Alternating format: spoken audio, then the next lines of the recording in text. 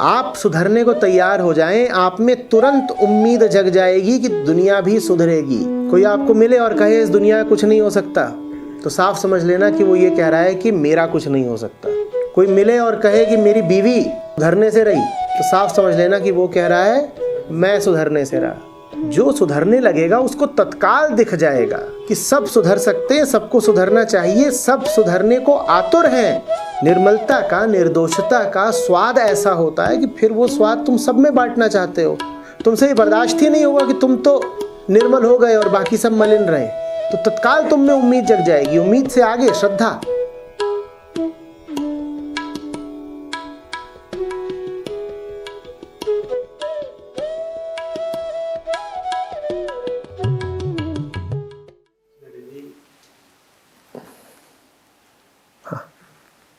वेद शास्त्र और उपनिषद से संबंधित एक बहुत पहले से मन में जिज्ञासा होती थी कि भारतीय दर्शन में वेदों के आधार पर रख के आस्तिक और नास्तिक का विभाजन किया गया। उसमें बौद्ध, जैन और चारवाक दर्शन को नास्तिक बोल दिया गया, जिसमें से मुख्यतः बौद्ध और जैन धर्म ने वेदों की सत्ता को माना नहीं, इस वजह से उसमें वर्गीकरण किया गया। तो मेरे प्रश्न में ये जिज्ञासा उठती है कि बुद्ध हुए, महावीर हुए, हाँ, जो उस समय के जो तत्कालिक कारण थे कि कर्मकांड की प्रधानता हो गई थी, इस वजह से उन्होंने उसको स्वीकार कर दिया। तो मतलब जैसे कि आप एक संत हैं, तो जैसे कि जो उपनिषद है, वेद है, उसकी व्याख्या करते हैं, समझाते हैं, ये चीज वो लोग भी कर सकते थे, लेकिन उन्होंने कुछ नई बातें कही और उनकी सत्ता को इनकार कर दिया। जबकि बाद में ये भी हुआ कि बुद्धिज्म में या जैनिज्म में फिर पाखंड को बढ़ावा मिला उनके जाने के बाद, तो काम तो वही हो गया फिर से। तो मतलब मुझे ये होती कि उन्होंने ऐसा क्यों नहीं किया कि उन्हीं शास्त्रों को, जो वेद थे, उपनिषद थे, करा होगा। हाँ, करा होगा, उन्होंने भी करा होगा, और उन्होंने अपने से पूर्ववर्ती कई सुधारकों को ऐसा करते देखा भी होगा। इस बात को समझना, कोई संत, कोई मुक्त पुरुष व्यर्थ के विद्रोह में विश्वास नहीं रखता। चीज अगर इतनी ही नहीं बिगड़ गई है कि उसको फेंकना पड़े, तो वो उसको सुधारने में ज्यादा यकीन रखता है। उसका नाम समाज विध्वंसक नहीं होता ना, उसका नाम होता है समाज सुधारक। तो पहली कोशिश तो यही की होगी कि सुधार आ जाए, या तो स्वयं की होगी या अपने से पहले कई औरों को देखा होगा उदाहरण के तौर पे जिन्होंने कोशिश की कि सुधार आ जाए। लेकिन समय समय की बात है, कई बार स्थितियां इतनी प्रतिकूल हो जाती हैं कि सुधार की संभावना बिल्कुल खत्म हो जाती है। तब फिर नए शब्द, नई मिथ और नए सिद्धांत इस्तेमाल करके सत्य का एक नवीन प्रस्तुतिकरण करना पड़ता है। नहीं तो जो सुधार सकते हैं वो पहली कोशिश यही करते हैं कि सुधार ही दें। समझ रहे हो? अब आप तो चले हो सुधारने, लेकिन आप जिनको सुधार रहे हो वो सुधरने को राजी ही नहीं है। आप उनको एक नई व्याख्या देना चाहते हो, आप उनके सामने एक नई विवेचना रखना चाहते हो, उनको एक नई दृष्टि देना चाहते हो। आप उपनिषदों को उनके मूल के अनुसार प्रतिपादित करना चाहते हो, लेकिन अब उस समय का सत्तासीन ब्राह्मण वर्ग आपकी बात सुनने को राजी ही नहीं है, क्योंकि आपकी बात सुन ली तो उसकी सुख सुविधा प्रतिष्ठा पर आंच आती है। मैं नहीं कह रहा कि बिल्कुल ऐसी ही स्थिति बनी थी, मैं सिर्फ उदाहरण के तौर पर बता रहा हूं कि अगर ऐसी स्थिति बन जाए तो फिर जो सुधारक है उसको ना चाहते हुए भी विध्वंसक बनना पड़ता है। विध्वंस कभी उसकी चाहत नहीं होती, विध्वंस कभी उसका पहला चुनाव नहीं होता, पर इतिहास में कभी कभार ऐसा होता है कि विध्वंस भी करना पड़ता है। आचार्य जी, अगर बुद्ध और महावीर के जीवन को देखते हैं, उन्होंने जो भी प्राप्त किया सत्य को, और यहीं पे कुछ ऐसे भी संत हुए जैसे कबीरदास जी हुए या कृष्ण जी हुए, इनका जो ये इन्होंने भी प्राप्त किया, तो इनके जो थे प्रकट करने का तरीका काफी मतलब उत्साह था, मतलब एक उत्सव टाइप का था, जबकि वही चीज इनको भी प्राप्त हुई, लेकिन उनको बड़ा गंभीर देखेंगे हम। चीजें तो दोनों लोग को एक ही प्राप्त हुई, लेकिन उनमें गंभीरता क्यों आ गई और इनमें इतना उत्साह और उत्सव क्यों है नाच में? ना तो जो मुक्त जन है उत्साही होता है और न ही वो गंभीर होता है। उसके बारे में ये छवि रखना कि वो तुम्हें नृत्य मग्न ही दिखेगा, गलत है। और उसके बारे में ये छवि रखना कि वो तुम्हें ध्यान मग्न ही दिखेगा, वो भी भ्रम की ही बात। मुक्त होने का मतलब ये होता है कि तुम समस्त प्रकार के आग्रहों से, समस्त प्रकार की छवियों से, समस्त प्रकार के व्यक्तित्वों से मुक्त हो गए। अब तुम ये नहीं कह सकते कि बुद्ध गंभीर व्यक्तित्व के थे। बुद्ध अगर मुक्त थे तो फिर तो वो गंभीरता से भी और सब तरह के व्यक्तित्व से भी मुक्त थे। इसी तरह से तुम ये नहीं कह सकते कि मीरा तो स्त्रैण थी और गीतमग्न रहती थी और नृत्यमग्न रहती थी। मीरा को अगर वाकई मुक्ति मिली है तो उनको तो फिर हर तरह के लिखने, नाचने, गाने, मनोदशाओं, मनोभावों से भी मुक्ति मिली होगी ना। तो ये बात समझनी ज़रूरी है कि मुक्त जन का अपना कोई पसंदीदा या निजी या व्यक्तिगत खास मनोभाव नहीं होता। लेकिन फिर भी जो तुम कह रहे हो देखा तो वैसा ही गया है।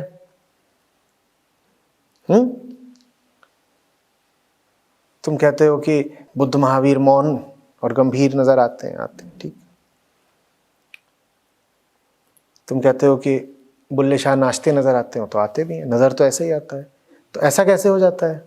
जब उनका अपना कोई निजी व्यक्तिगत पसंदीदा भाव नहीं होता, तो फिर ऐसा कैसे हो जाता है कि संतों में भी कोई एक प्रकार के व्यक्तित्व का नजर आता है और कोई दूसरे प्रकार के व्यक्तित्व का नजर आता है? ऐसा कैसे हो जाता है? ऐसा उस समय की दशा पर निर्भर करता है, ऐसा उस समय के समाज पर निर्भर करता है। अब चारों तरफ अगर पोंगा पंडित शोर ही मचा रहे हो, कभी हवन का, कभी यज्ञ का, कभी फलाने उत्सव का, कभी फलाने त्योहार का, कभी फलानी रूढ़ि का, कभी फलानी मान्यता का, तो फिर उस शोर की पृष्ठभूमि में बुद्ध के लिए आवश्यक हो जाएगा कि बुद्ध बिल्कुल मौन हो जाएं। बुद्ध का मौन ये संदेश दे रहा है कि चारों तरफ जो शोर प्रचलित है वो शोर व्यर्थ है। बात समझ में आ रही है? अगर समाज में हिंसा ना हो तो क्या कबीर साहब को ये संदेश देना पड़ेगा कि तुम ये जो इतने पशुओं को मारते हो, इतनी हिंसा करते हो, सब नरक में सड़ोगे? वो कुछ ना बोले, वो तो चुप रहे ना। संत जो भी बोलता है, जैसा भी व्यक्तित्व धारण करता है, इसे तुम उसकी निजी पसंद मत समझ लेना। ये उसकी करुणा है, ये उसके द्वारा दी जा रही दवा है। ठीक वैसे जैसे चिकित्सक दवा देता है, तुम चिकित्सक के पास जाते हो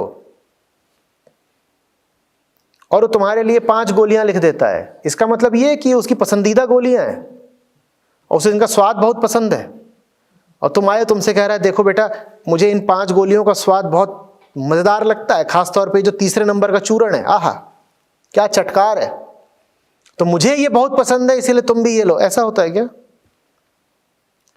और तुम कहो देखो ये डॉक्टर साहब है, इनको ना ये गोलियां बहुत पसंद है इसीलिए हमको दे दी। नहीं, उन्हें नहीं पसंद है, तुम्हारे काम की है। अंतर समझना, बुद्ध का मौन बुद्ध की पसंद नहीं है, तुम्हारे लिए उपयोगी है।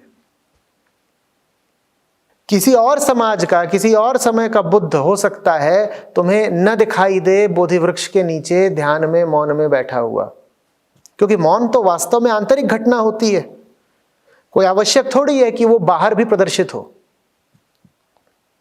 किसी दूसरे समय में, किसी दूसरी स्थिति, किसी दूसरे परिप्रेक्ष्य में जो बुद्ध होगा, हो सकता है वो तुमको निरंतर बोलता दिखाई दे या चलता दिखाई दे या कुछ भी और। समझ में आ रही है बात? तो ये सोचना कि गुरु का भी कोई व्यक्तित्व होता है, उसकी भी अपनी निजी पसंद नापसंद होती है, ये भूल है।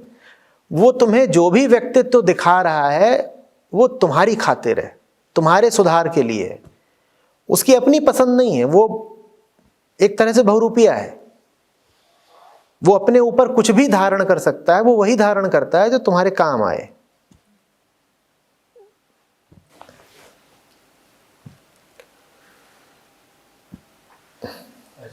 प्रश्न उठ रहा है, जैसे ओशो और उन्हीं कंटेम्परेरी जिंदू कृष्णमूर्ति, और वो दोनों ही बहुत डिफरेंट पर्सनालिटी थे। कृष्णमूर्ति साहब को मैं कभी नहीं सुन सकता हूँ, मतलब, पर उनके भी फॉलोवर थे और उनको भी लोग सुनते थे, और ओशो जी को मतलब सुनना बंद नहीं हो सकता। और दोनों ही लाइट एंड बीइंग थे, ऐसा मतलब माना जाता है। तो और इन लोगों में काल में भी बहुत डिफरेंस नहीं है, मतलब जनरेशन भी सेम। तो दोनों दो अलग अलग वर्गों से बात कर रहे हैं ना, दोनों दो अलग अलग वर्गों से बात कर रहे हैं, और इन दोनों वर्गों में साझापन, ओवरलैप बहुत कम है। ओशो जिनसे बात कर रहे हैं और कृष्णमूर्ति जिनसे बात कर रहे हैं, वो वर्ग ही अलग अलग हैं। तो दोनों ने अपने अपने वर्ग को ख्याल में रखते हुए, अपने वर्ग के अनुरूप, अपने वर्ग की जरूरतों के अनुरूप व्यक्तित्व धारण किया हुआ है। इसीलिए ये बहुत होता है कि ओशो के लोग कृष्णमूर्ति को नहीं सुन पाते, कृष्णमूर्ति वाले ओशो को नहीं सुन पाते। ऐसे भी होते हैं जो दोनों को सुन लेते हैं, पर ऐसों की संख्या जरा कम है।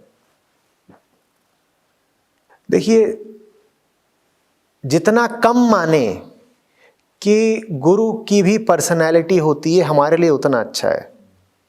मैंने एक बार कोई उदाहरण दिया था कि लेक के सामने अगर कोई साइंटिस्ट बैठता है या कोई मैथमेटिशियन बैठता है या पोएट बैठता है, तो पोएट का अपना एक अलग एक्सप्रेशन होता है। पर आप मान रहे हैं ना कि पोएट व्यक्तित्व से पोएट है और वो पोएट के व्यक्तित्व में जी रहा है।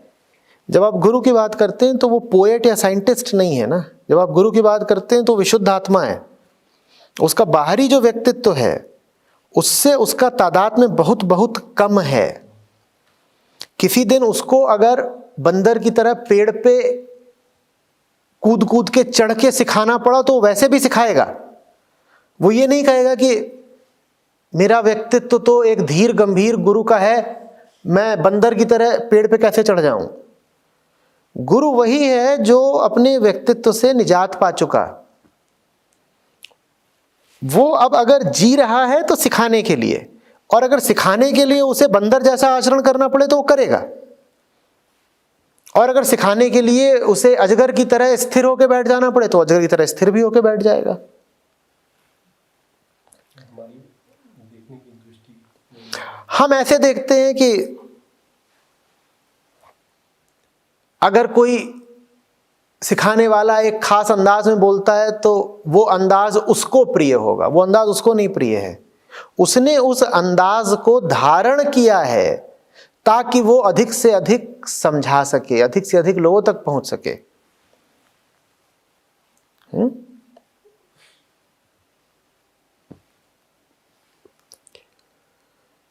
लेकिन लोगों में बड़ी विभिन्नता होती है ना, इसीलिए गुरु कैसा भी व्यक्तित्व धारण कर ले वो सब तक नहीं पहुंच सकता,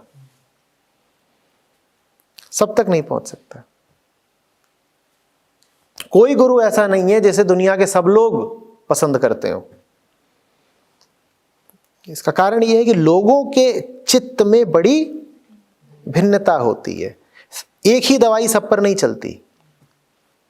मर्ज भले एक हो लेकिन दवाई अलग अलग देनी पड़ेगी। पर डॉक्टर एक होम्योपैथी हो सकता है, हाँ, पर चिकित्सक में और गुरु में अंतर है। डॉक्टर अपने ज्ञान के अनुसार दवाई देता है, गुरु ज्ञान से दवाई नहीं देता, अंतर है। कभी भी आप कृष्णमूर्ति को देखें तो इसको उनका आप व्यक्तिगत आग्रह मत समझ लीजिएगा। ये बड़ा मुश्किल होता है। ये बड़ा मुश्किल है क्योंकि हम हर चीज में व्यक्तिगत आग्रह रखते हैं। तो हमें लगता है कि कृष्णमूर्ति अगर ग्रंथों की उपेक्षा कर रहे हैं या कुछ अन्य मुद्दों पर एक राय दे रहे हैं तो ये उनकी व्यक्तिगत राय है। ये उनकी व्यक्तिगत राय नहीं है, ये उन्होंने समाज की एक हालत देखी है और उस हालत के संदर्भ में एक बात कह रहे हैं। व्यक्तिगत राय नहीं, उनका एक ढंग है जो अपना ढंग नहीं है, वो ढंग है जो आपके काम आएगा। वो ढंग है जो आपके काम आएगा। आपके काम अगर कोई और ढंग आने लगे तो तत्काल दूसरा ढंग पकड़ लेंगे। ये बड़ा मुश्किल होता है इमेजिन करना कि वो दोहा गा रहे हैं। बहुत मुश्किल है। लेकिन अभी आपको मैं YouTube पे वीडियो दिखा दूं जिसमें वो भजन गा रहे हैं, फिर आप तो दोहे पे ही अटक गए। वो तो पूरे पूरे भजन गा रहे हैं। बिल्कुल है, आज देखिएगा, मजा आ जाएगा। नहीं, बात जानकारी की नहीं है, ये तो संयोग की बात है कि ऐसा कुछ मिल गया YouTube पर। नहीं भी मिले तो ये मान के रखिए कि गुरु अगर असली है, वास्तविक है, तो वो अपना कोई व्यक्तिगत आग्रह नहीं रखेगा। वो आपके सामने किसी भी रूप में आ सकता है अगर वो रूप आपके लिए हितकारी हो। जो भी रूप आपके लिए हितकारी होगा वो रूप बदल लेगा, उस रूप में आ जाएगा।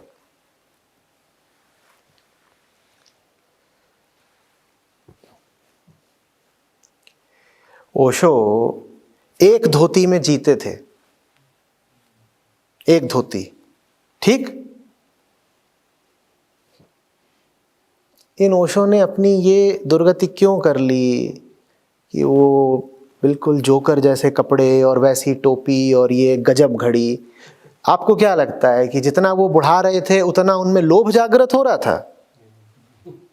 तो निश्चित रूप से ये लोभ की खातिर तो नहीं कर रहे थे कि रोल्स रॉयस खड़ी कर ली और वो अपना चोगा, डिजाइनर चोगा धारण कर लिया और वो चश्मा। आप भी घबराते हो इस तरह के कपड़े पहनने से। आप कहते हो कि अपना मजाक कौन बनवाएगा। ओशो में कम से कम आपके जितनी अकल तो रही होगी, कम से कम।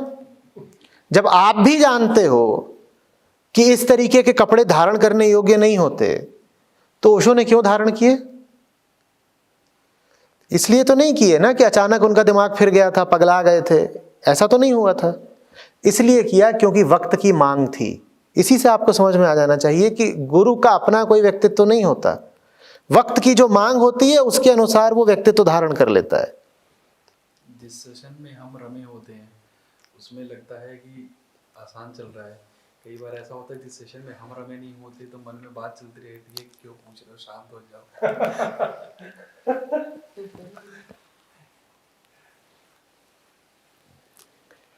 इसी से समझ लो कि कुछ चल नहीं रहा होता। हम जैसे होते हैं हमें लगता है वैसा ही चल रहा है। इतनी अंतर्दृष्टि हम रखते नहीं कि माने कि जो हो रहा है वो भीतर ही हो रहा है, हमें लगता है मामला बाहर का है। अगर कोई गुरु ऐसा हो जो 500-700 साल जी पाए तो यकीन मानना कि तुम उसके व्यक्तित्व के कम से कम 8-10 अलग अलग तरीके के रंग देख लोगे। अब होता क्या है कि ये बेचारे लोग सक्रिय रूप से गुरु का जीवन 20-40 साल बिता पाते हैं और 20-40-50 साल बहुत कम हैं अलग अलग तरह के व्यक्तित्व धारण करने के लिए। तो वो एक प्रकार का या दो ही प्रकार का व्यक्तित्व धारण कर पाते हैं, इतने में शारीरिक मौत आ जाती है। तो देखने वालों को लगता है कि जैसे यही इनका पसंदीदा व्यक्तित्व था। नहीं, वो उनका पसंदीदा व्यक्तित्व नहीं था। उन्हें अगर 500 साल मिले होते तो तुम देखते कि वो कितने रंग बदलते। तब भी वक्त की मांग है। और वो भी वक्त की मांग होती, कोई अपने मजे के लिए नहीं बदल रहे।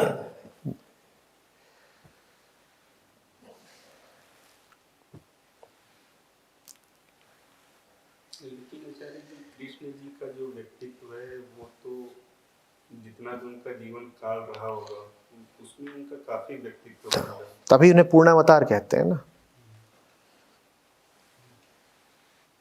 वो इस मामले में अव्वल नंबर, सबसे आगे। उनका अपना कोई एक व्यक्तित्व तो है ही नहीं। रुक्मिणी के आगे एक है, राधा के आगे दूसरे हैं। बलराम के आगे एक हैं, अर्जुन के सामने दूसरे हैं। कोई समझ ही ना पाए कि असली कृष्ण कौन से हैं।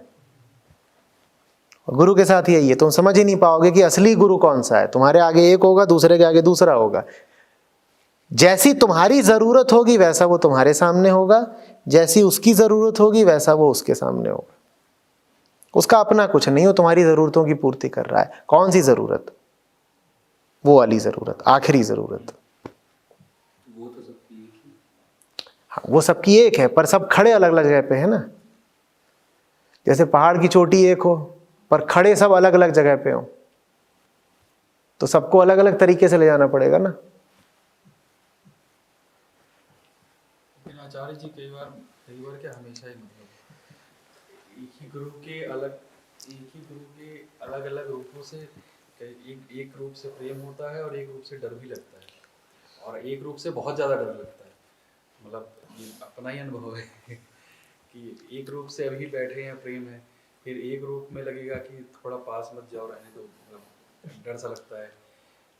कोई रूप ऐसा देखा है जिसमें लगता है कि अरे बहुत भयानक मामला है। अभी और भी है रूप।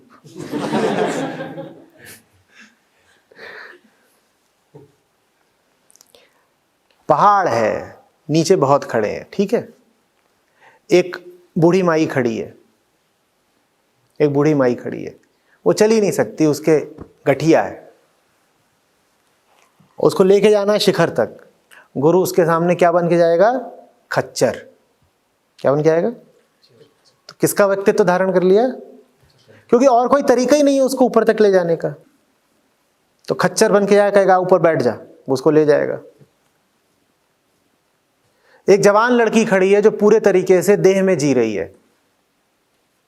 बिल्कुल जवानी के शिखर पर है, देह में ही जीती है दिन रात। उसको ऊपर तक ले जाने का क्या तरीका है गुरु के पास? वो उसके सामने एक आकर्षक प्रेमी बन के आएगा। क्योंकि वो आकर्षक ना बन के आए, पुरुष ना बन के आए, तो लड़की उसका हाथ ही नहीं थामेगी। तो उसका हाथ थामेगा, उसको ऊपर तक ले जाएगा।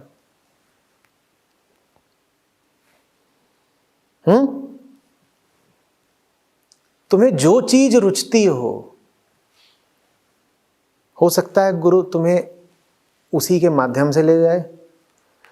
तुम्हें जो चीज सताती हो सकता है गुरु तुम्हें उसके माध्यम से ले जाए। तुम एक अपराधी हो और नीचे खड़े हो पहाड़ के, हो सकता है गुरु तुमसे आके कहे तू भाग, यहां नीचे तो पुलिस आने वाली है। हो सकता है गुरु तुम्हें भय का प्रयोग करके शिखर तक पहुंचा दे और तुम पूछो कि कहां भागे। गुरु तुमसे कहे अरे नीचे तो पूरा पुलिस घेर ही लेगी, भाग के जा एक ही जगह जहां पुलिस नहीं पहुंच सकती, शिखर। ऊपर चढ़ जाओ, वहां पुलिस नहीं आती। तो भय का प्रयोग करके गुरु ने तुमको ऊपर तक पहुंचा दिया।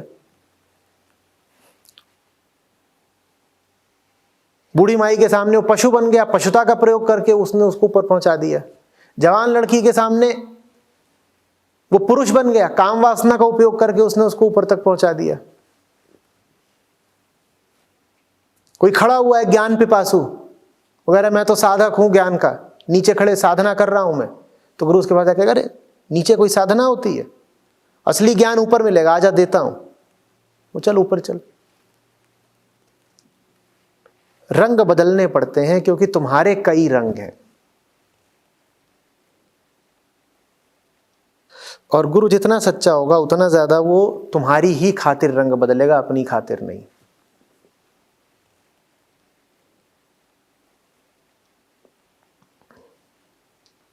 जो साधक होता है,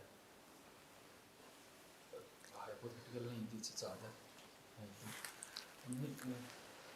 साधक को प्रेम वाले रूप से प्रेम रहता है, लेकिन दंड से बहुत डर लगता है।